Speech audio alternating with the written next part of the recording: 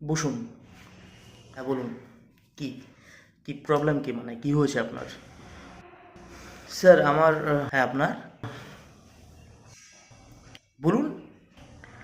Sir বাবা না বললে আমার তো করলে তো আমি বুঝতে পারবো না, আপনাকে ওকে বলতে হবে যে কি হয়েছে না হয়েছে, তাই না? তারপরে তো আমি বুঝবো ব্যাপারটা কি হয়েছে। স্যার আমার হ্যাঁ স্যার কি করে কি করে বলি স্যার একটু। আরে বলুন না, না বললে কি করে বুঝবো বলুন স্যার আমার। আরে সেগো বলেন তো কি হয়েছে আপনার? তখন থেকে তো করতেছে স্যার। আমার আমার দাঁড়ায় না স্যার। তার মানে বুঝলাম যে আপনার, তাই তো। তা বিয়ে করেছেন তো, বউ আছে?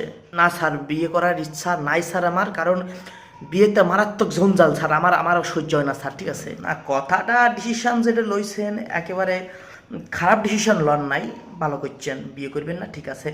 তা গার্লফ্রেন্ড গার্লফ্রেন্ড আছে তো?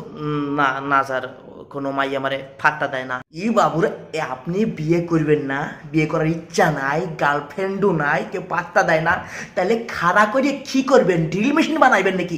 দেয়াল ফুটো করবেন? ওই আপনার বান্টু যেরকম রয়েছে সেরকম রাখতে দেন, ঠিক আছে? নেতানি রয়েছে তো নেতানি থাক, ও তো মুতার কাছে ছাড়া আপনার কোনো কামে লাগে না। আমার দাঁড়াচ্ছে না, এ তো দাঁড়াই করবো কি বাবু রে? চলি যান, যান, ফেরুন।